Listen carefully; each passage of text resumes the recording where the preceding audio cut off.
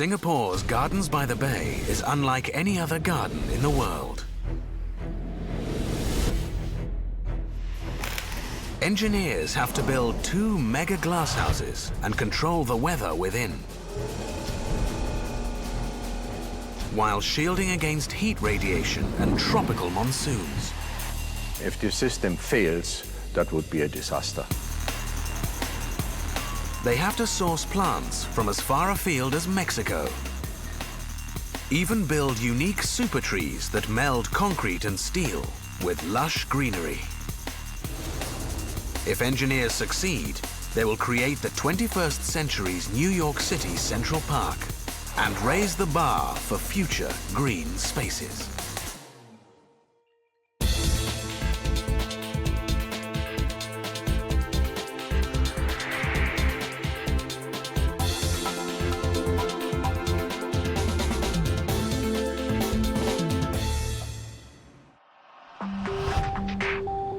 Singapore is one of the world's most densely populated countries. Over 5 million people live in a land area smaller than New York City. To make such a small and highly urbanized place livable, Singapore grows green lungs. Incredibly, plants cover almost 50% of the country. Now, the nation is embarking on one of its most ambitious greening projects to date, Gardens by the Bay. It features not one, but 3 massive gardens the size of 177 soccer fields. And just like the famous Eden project in Cornwall, UK, the gardens will contain an array of plants from around the world to create an international showcase of flora. The project's most daunting challenges, however, are made of concrete, steel, and glass. 2 vast conservatories have to display hundreds of plants and flowers from much cooler climates.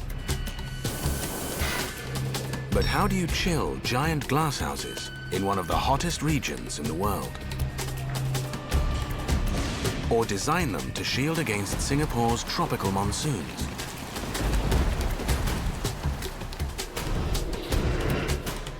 In the heart of the complex, mammoth supertrees form unique vertical gardens. 18 towering structures, up to 50 meters high, will not only support plant life, but also an aerial walkway and restaurant. The challenge is, no one has ever attempted such designs before.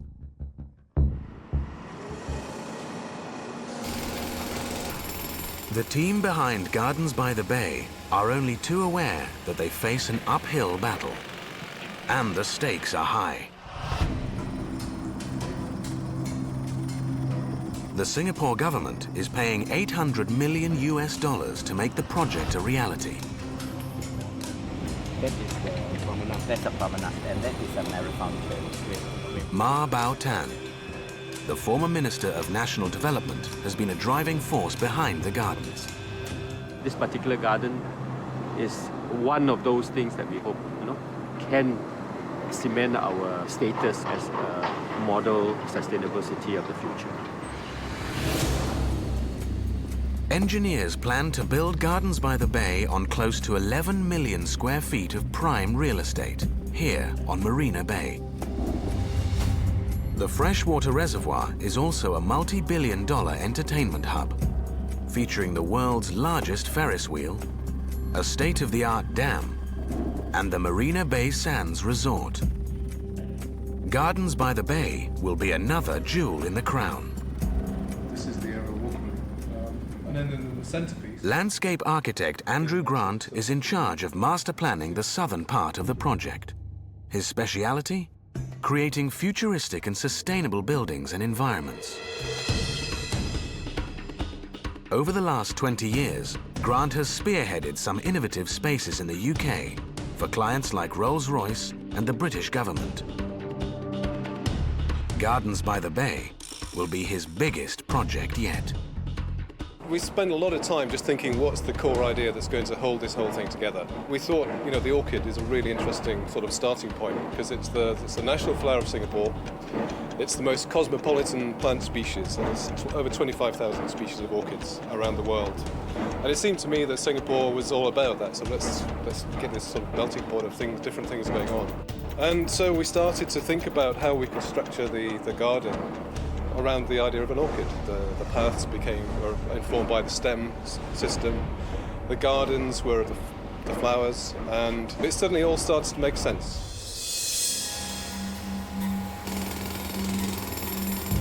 On site, engineers are more worried about securing the footprint where Grant will execute his vision. What looks like solid ground is actually reclaimed land. Beneath this section of Marina Bay is a marine clay layer over 30 meters deep. Often called black toothpaste, marine clay is dangerously soft and highly unstable. Without the right precautions, it can prove fatal. Started with an underground explosion. The body of one worker confirmed dead was recovered. In 2004, a standard excavation on an underground line for the Mass Rapid Transit System causes a catastrophic collapse, killing 4 workers and damaging nearby Nickel Highway.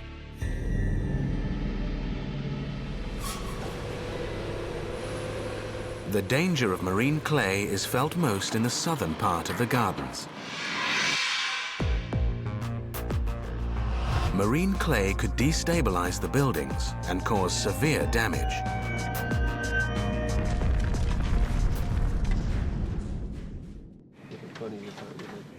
Geotechnical engineers study all the options before them. Only one indicated the best result. Cast in situ piling. In cast in situ, a borehole is first drilled past marine clay into a stronger layer. In this case, alluvial soil up to 60 meters deep. Then a prefabricated steel casing is hammered down to the same level.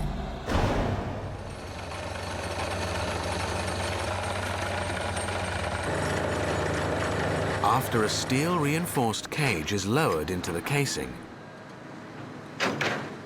high-strength concrete is poured in to solidify the pile. When the concrete is set, the permanent structure supports the soil around it.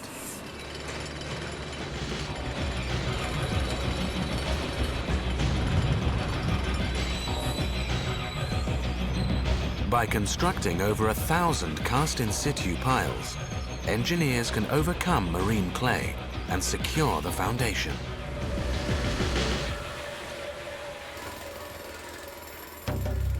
Another challenge remains: how to prevent the muddy construction from polluting Marina Bay, which supplies 10% of the country's drinking water. The quick answer: use of the coastal defense wall, which shields the site's 200-meter coastline.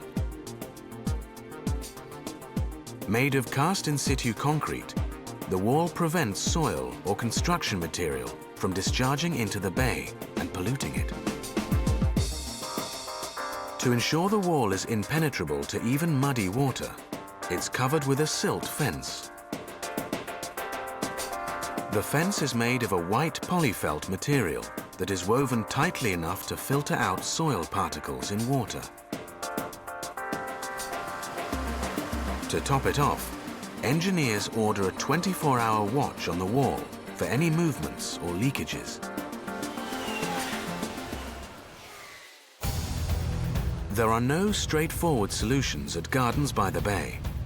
Part of what will make it a unique attraction is that 60% of its plants are not found in Singapore.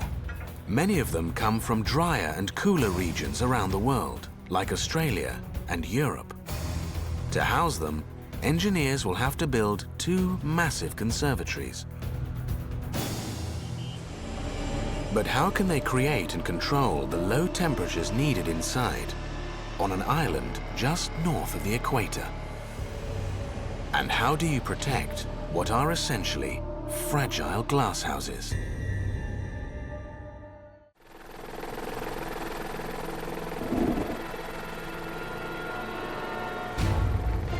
The one challenge facing Singapore's Gardens by the Bay stems ironically from its prime waterfront location. There are no surrounding buildings to shield some of nature's finest specimens from the intense tropics.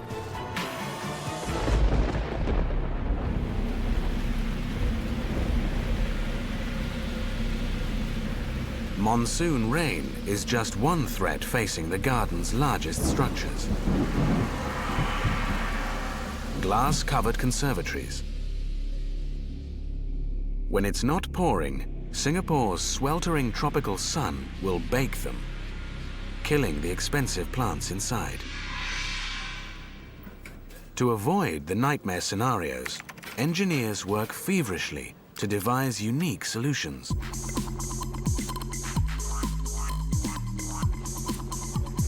Architect Paul Baker oversees the team. We did a massive amount of brainstorming and group discussion. And as a team, we sat down and we thought as freely and as clearly as we could about the objectives and the problems we had to solve. First and foremost, Baker and his team need to guard the conservatory's glass domes against high winds and heavy rain.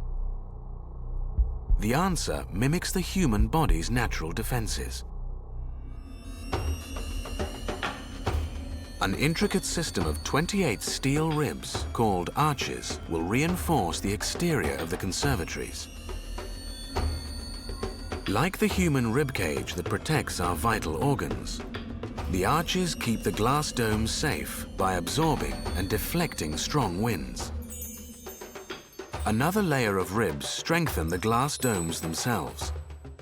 A network of hundreds of steel frames, called grid shells, bind the pieces of glass together. In theory, the shells help the glass resist wind pressure while preventing leakages due to rain. We looked and studied a long time the shape of the grid shell, and we've ended up with actually a triangular section to allow minimum shadow and to increase the perception of lightness. Not in terms of brightness, but in terms of lightness of structure. We're always striving for elegant forms that give us simplicity and look effortless.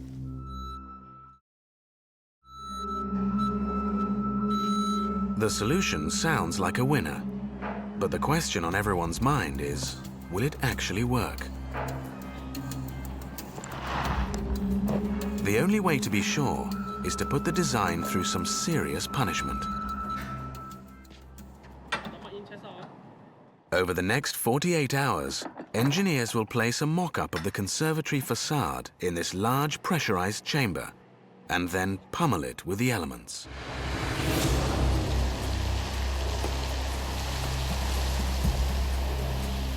Simulated thunderstorms will test the facade's waterproofing, and computer-aided wind pressure will push it to the limit.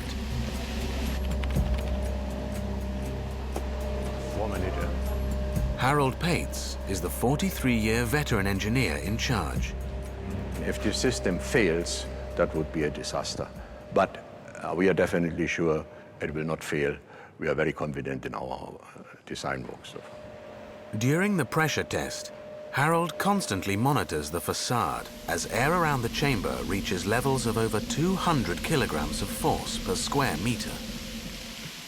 The immense pressure can bend the glass, and Harold has to make sure that the bending is no more than 20 millimeters.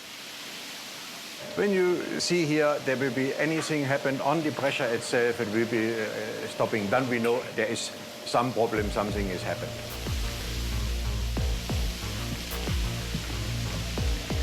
Comes to 300 now. Now we will stay for 1 minute, then release the pressure again.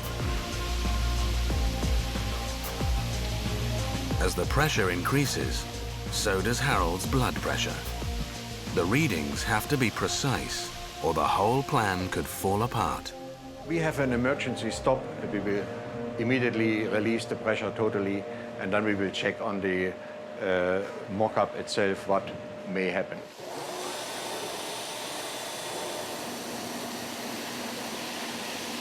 In the end, the mock-up passes both the rain and pressure tests. Black and white. But Harold isn't leaving anything to chance. There is one more extreme scenario for the facade to survive. These men are simulating hailstones. When you see from the glass specification, certain impacts is already in the design included. So if you put a stone on this or something like this, it may crack, it will not break. The secret behind the strength of the glass can be found in one of the most common objects in the world: car windscreens. Windscreens are made of laminated glass, a type of safety glass that holds together when shattered. And just like the windscreen, the glass on the facade passes the test with flying colors.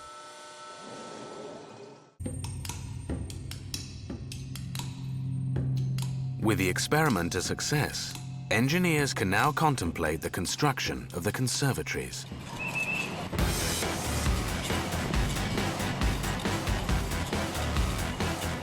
Each building's frame will contain over 200 steel grid shells. But installing is no easy task. Assembling the massive steel arches presents an entirely different challenge. 28 of them span the conservatories and weigh a staggering 1,000 tons, equivalent to 500 cars. Trying to lift one of these arches into place will be a near impossible task, because each one measures 150 meters. On top of that, the delicate curves of the arches require highly accurate manufacturing techniques.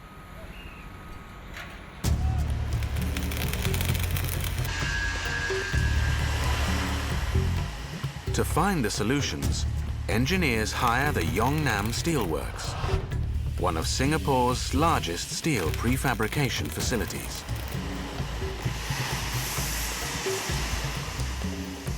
4,000 steel elements for the conservatories will be measured, cut, and welded to exact specifications here.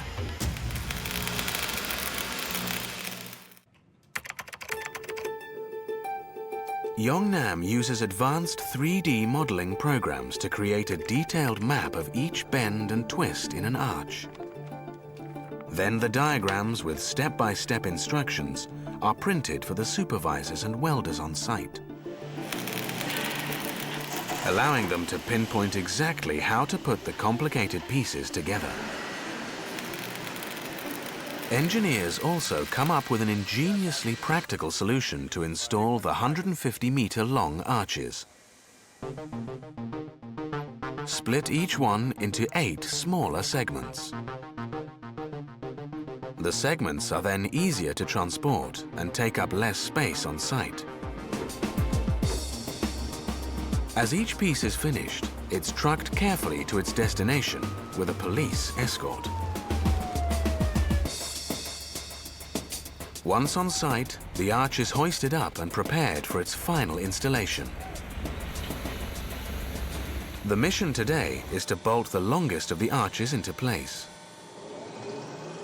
A 22-meter giant that weighs 20 tons.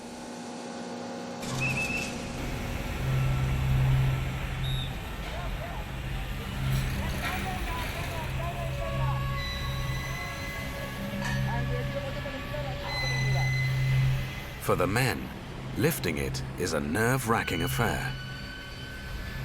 They could knock something out of place, or worse, damage the expensive segment beyond repair.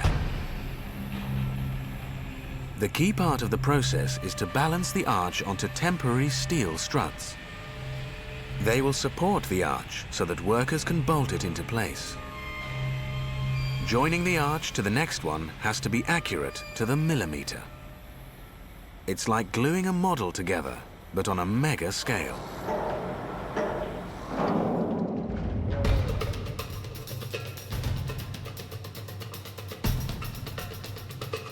After a grueling 48 hours, the segment is finally locked into place.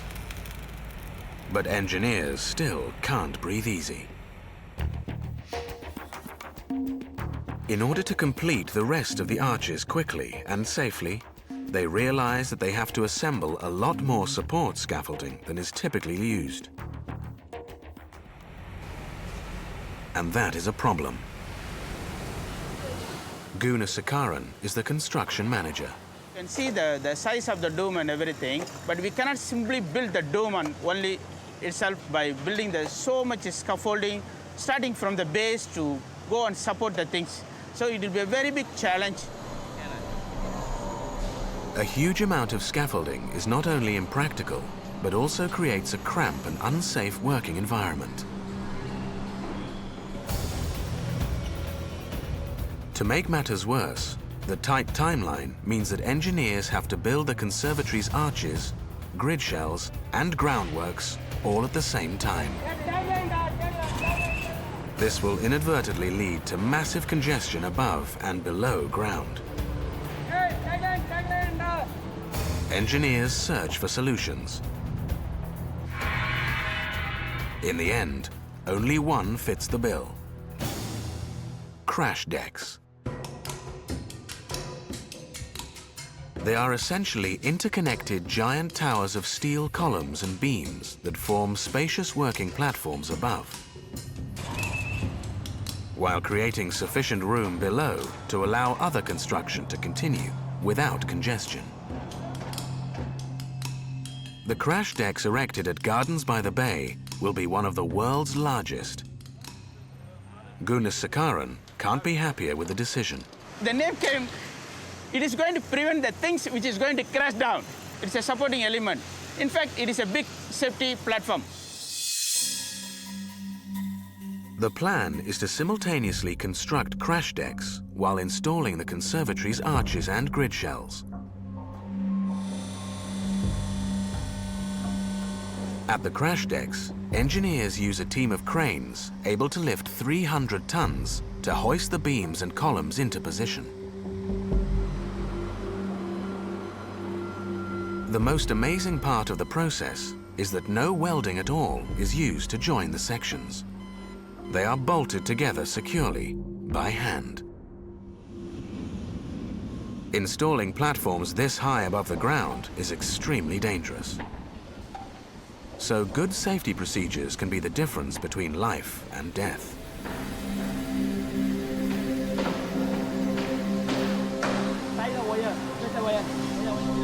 Supervisor Suresh ensures that the rules are sacred. Then I go to working in that area. I use this harness, okay? This harness. Hook for this lifeline, okay? This lifeline. This one I hook it, okay? Lock it. Then I go into work. The harness ensures that the workers will only fall 2 or 3 meters if an accident occurs. While they hang in mid-air, a rescue team will be dispatched to save them. This job is very dangerous job also. Okay, I follow the safety, okay, no problem. So now I have 46 workers. Small injury, any accident, still no coming. This one I finish, now it's more work, I have more tension. Point to finish, I'm very happy really. As engineers race against time to install the rest of the arches and grid shells, landscape architect Andrew Grant is focusing on making the other giant structures in Gardens by the Bay a reality. 18 super trees. They will be incredibly tall, up to 50 meters high. Like real trees, they will carry life within them. During the day, their canopies will provide shade for visitors. At night, the canopy will come magically alive with colorful and specially sequenced lights. But to make this wild concept a reality is easier said than done.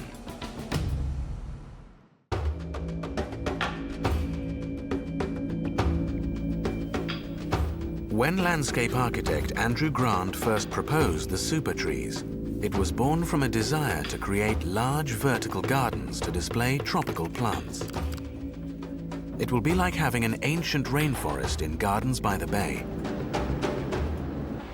But a key inspiration for his design came from a much drier climate. The Valley of the Giants in Western Australia. Located in the Walpole-Nornalup National Park, it's home to a variety of enormous eucalyptus trees, some over 400 years old.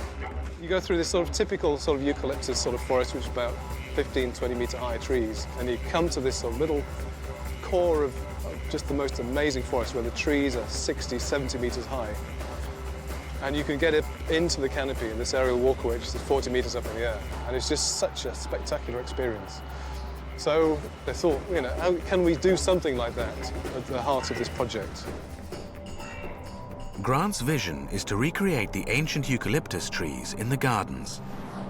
Like the real thing, it will support plant life, an aerial walkway, and environmentally sustainable functions. It will even cater for a restaurant. But Mother Nature has had millions of years to perfect her design. Today's engineers have just 3 years to get the job done.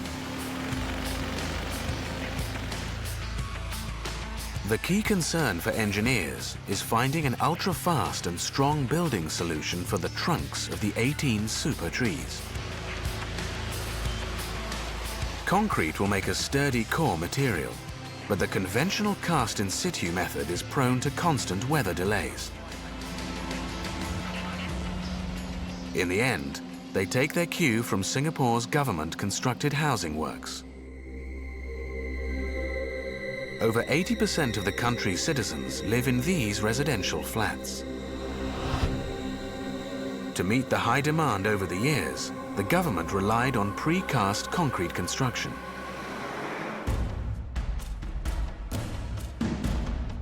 In precast concreting, blocks are produced rapidly without delays by being cast and cured indoors in a factory before being transported to site and installed. Engineers intend to replicate the same process to build the Supertrees in time. Edwin So is the senior manager. I've been in this precast business for 20 over years, so it's exciting to see a different type of precast we're doing right now. The most important part of developing the Supertree is the foundation. So the foundation will be able to support the structures that is going up, which is the trunk we are talking about. And the trunk makes up of panels which will stack on top of another. The Supertree's precast concrete panels, each weighing up to 9 tons, will be hoisted by this crawler crane. By stacking 28 of these panels, So will be able to form the trunk of this 42-meter high super tree. The biggest challenge of the hoisting procedure is to align the panels to steel continuity bars set within the walls. They help to reinforce the trunk and form the backbone of the structure. We cannot afford to have one plane out of tolerance, so we have to align it carefully. If we don't do it properly, we crack the panel.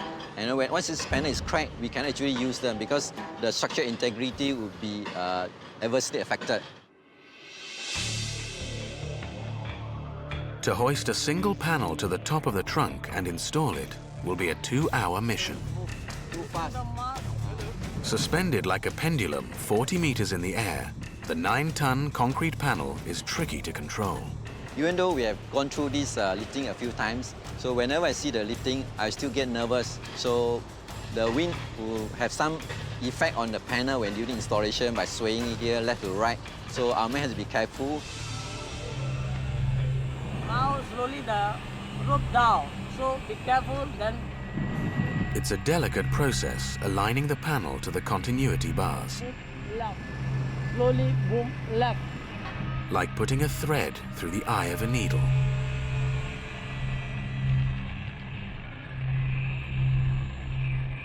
After a tense hour of negotiating the final part of the lift, the panel is safely lowered into place. One super tree is now fully grown. Another 17 to build. When you see it's being placed in final position, you know you have done the work. It's a great job to be installed in the final position. Creating gigantic trees from concrete and steel make Gardens by the Bay truly unique. But the project must also support real trees if it's to qualify as a garden. That's easier said than done. No matter how smart they are, engineers can't grow trees overnight. Besides, the place is literally a construction site. It would be impossible to grow anything here. The solution is to purchase millions of dollars worth of trees, flowers, and other plants. Not just from Asia, but also from around the world. It's a radical idea, but a logistical challenge. Whether they arrive by ship or by truck, the plants have to be stored in their thousands in temporary nurseries near the construction site, giving them time to grow and acclimatize before being permanently displayed.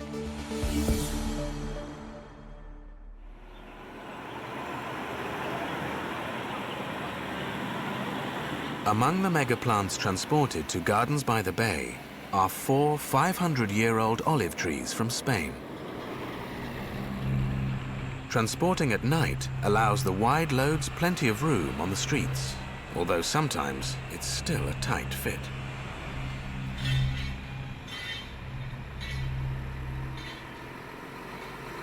An hour after leaving the ship, these resilient old trees arrive at the nursery. But enormous exotic trees are not the horticultural team's only targets. Local melaleuca trees, or tea trees, over 4 stories tall, are being transplanted from a road work site in eastern Singapore. Boon Gee is the National Park's officer in charge. Basically, what we're trying to do is recycling this tree and then rescuing this tree that will otherwise be affected by the development projects. And these trees are special in the sense that they are huge. They have been there for almost 20 years, and you will be using it for our gardens later. So this is actually very, very valuable stuff for us. In what will be a 3-month green engineering feat, Boon Gee and his team face the challenge of moving 16 tea trees. At each tree, they have to first dig a huge trench around it, which detaches its roots from the surrounding soil. Then a waterproof tarpaulin is wrapped carefully around the root ball to protect it during transportation. This tree alone, this afternoon we have taken 1 whole day to actually take this tree out. So it's actually a lot of work, a lot of planning, a lot of resources involved. Upon reaching the site, workers fasten a steel cage around it. This will reinforce a new root cover, which will contain a soil mix that is specially formulated for trees. For Boon Gee, getting this final mix right is always a gamble. We can't prescribe a standard formula for all the trees that we transplanted. The worst case scenario is after spending so much effort in bringing this tree in, whether from overseas or from local, and then the tree don't die. So far, the mortality rate is actually quite low. We are actually quite happy. We are talking about 10% out of the total number of trees that we have salvaged. Water and lots of sunlight will hopefully rehabilitate this tree in time. But the same sunlight that is helping to keep it alive is proving to be a serious obstacle at the garden's largest structures. The conservatories. It's taken hundreds of workers under a year to complete the framework of the conservatories at Gardens by the Bay. A miracle finish for such massive structures. Engineers will need another miracle if they are to prevent Singapore's tropical sun from causing a meltdown inside. The problem starts with the conservatory's designated role to exhibit cool climate plants. The trouble is they are essentially glass houses. Typically built in cold weather places, glasshouses trap sunlight and heat to encourage plant growth. In this case, engineers have to somehow modify the process. But how do you repel heat to cool a place down while still trapping the right amount of sunlight in which to grow plants? I think that this particular project is all about the plants. It's all about making an environment that is good for plants as well as for people. So we started from absolute basic principles. We have a problem of balancing the light that's required for the plants to grow and to flourish against the heat that potentially will come into the building. So our whole debate is really balancing the light and the heat. Baker and his team analyze idea after idea. They test their concepts by building prototypes. They have to find answers that will help maintain an indoor temperature as low as 16 degrees Celsius, while trapping 45,000 units of light, or lux, in the conservatories. In the end, they decide that the best solution is to cover the conservatory with customized, state-of-the-art double-glazed glass.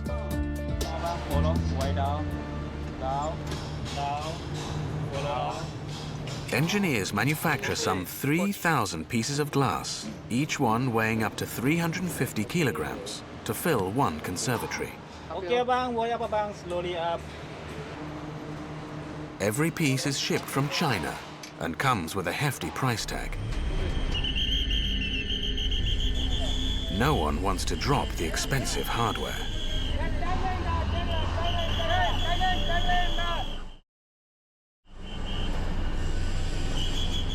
The magic of the glass is invisible to the naked eye, but can be found on its surface and within it. One of its main components is metal oxide. Engineers found that by adjusting the metal oxide content to just a few microns thick, they can achieve the right amount of light transmission into the building. They then finish the inner surface of the glass with a low emissive or low E coating. Emissivity refers to the ability of glass to reflect or absorb heat. So they have effectively turned each piece of glass into a mirror that controls the light passing through it. But high-tech glass alone isn't going to give engineers the control they seek over the elements.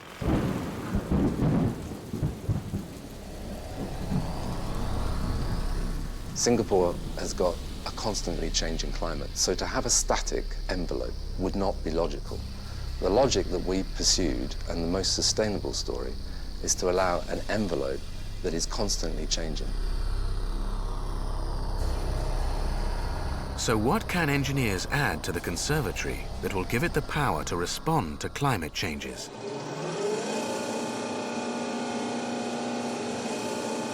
Computerized sunshades.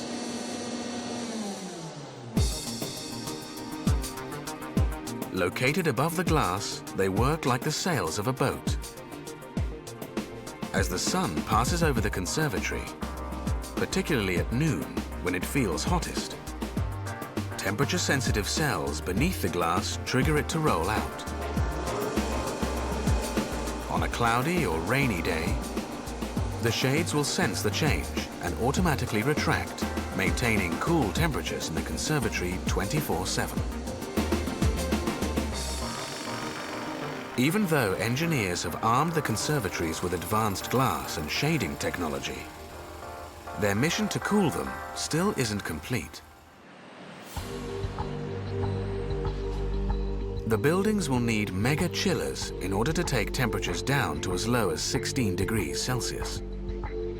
And the Singapore government isn't satisfied with using conventional cooling technology.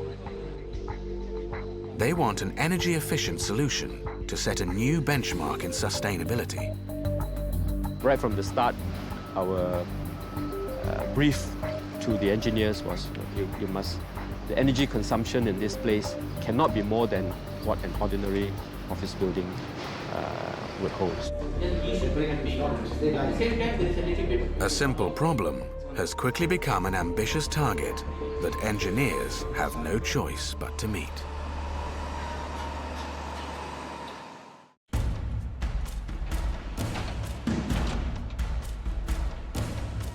Engineers at Gardens by the Bay are on a tight schedule to cool the conservatories in an eco-friendly way.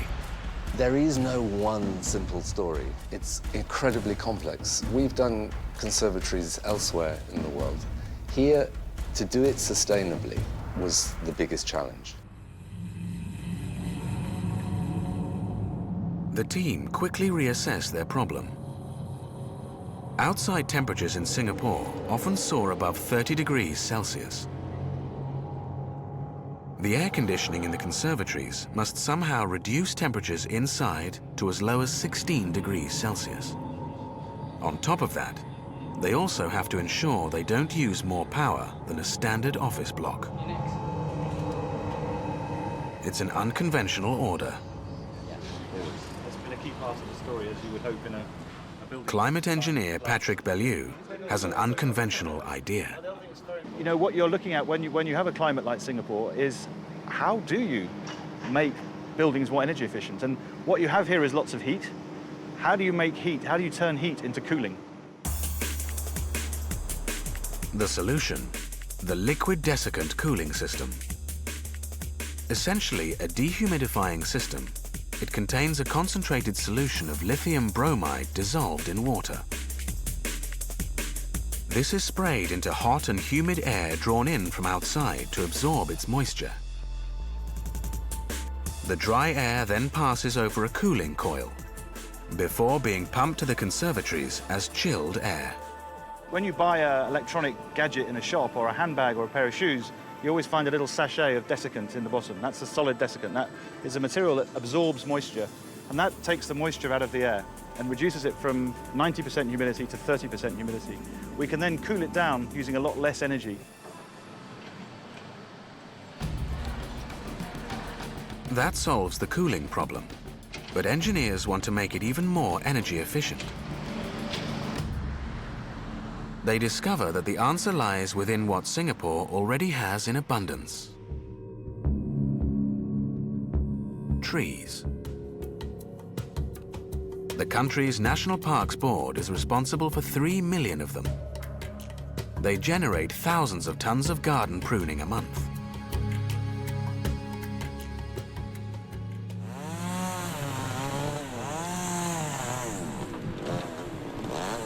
What if this massive amount of garden pruning is not discarded as waste, but recycled to produce fuel to generate electricity? This is the biomass generator. A smaller version will be built at Gardens by the Bay. What they do here every month is to take those thousands of tons of prunings and chip them into manageable sizes. These wood chips become fuel for the huge boilers to burn, which produces steam. The steam drives a turbine, which then generates electricity to power the conservatory's chillers. Even waste heat from the turbine is recycled. The generator directs it to a heat exchanger, which transfers more steam and ultimately more electricity. The entire process is called the cogeneration system. We've come up with an energy strategy for the whole project, which is based around waste materials. So in fact, the power that's generated on the site, the cooling and the hot water is all done using waste wood. But the engineer's work doesn't stop here. The cogeneration system creates other types of waste, other than heat, that have to be dealt with. Wood ash is recycled into fertilizer. Smoke is also treated into barely visible gas. However, standard factory chimneys exhaling gas at Gardens by the Bay will be unacceptable.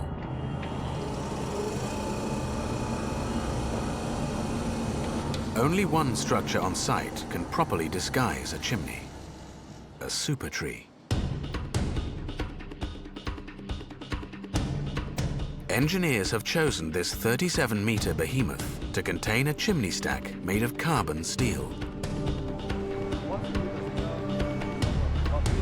It sounds like a relatively simple plan, but it will take 35 men and 3 cranes to complete the lift. I don't see anyone else doing a signal. The team has to lift the 18-ton stack vertically, 80 meters into the air, before slowly lowering it into the tree. Lo Qianbing is the project director. The lifting and the insertion of this chimney into the super tree is probably one of the toughest work for this embark project here. For such a dangerous operation, it will not take long. Engineers estimate that if all goes well, it will be all over in just 2 hours.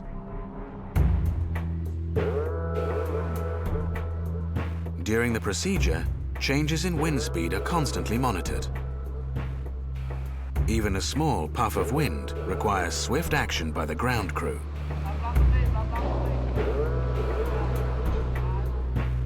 Two men with good head for heights are lifted 37 meters up to the canopy. Their job will be to guide the stack gently into the chimney.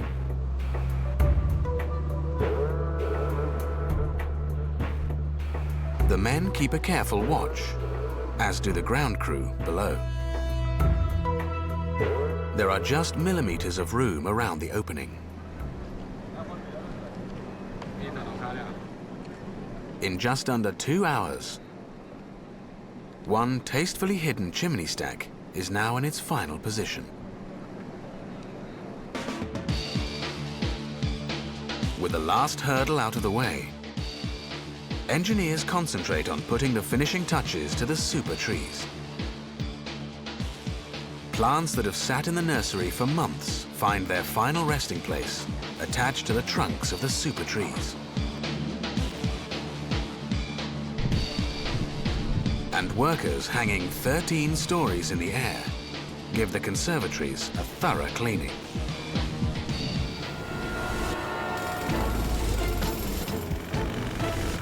The team behind one of the world's most remarkable gardens has truly defied engineering logic. They've created exciting sustainable technologies, tamed unstable ground,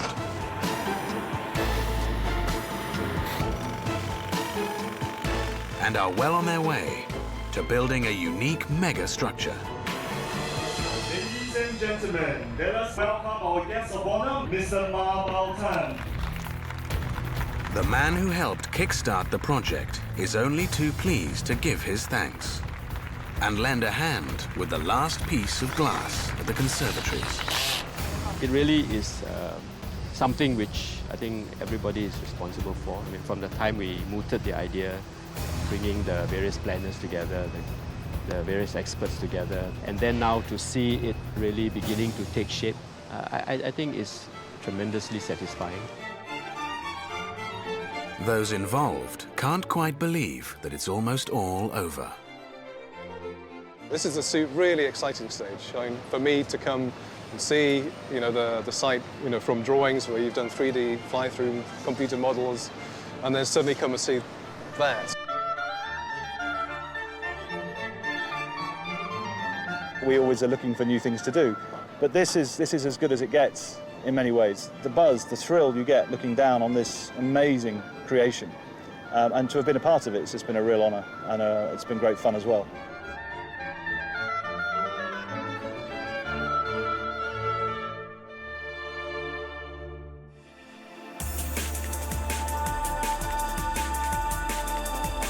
Gardens by the Bay, a megastructure unlike any other, where cutting-edge engineering meets the green designs of tomorrow.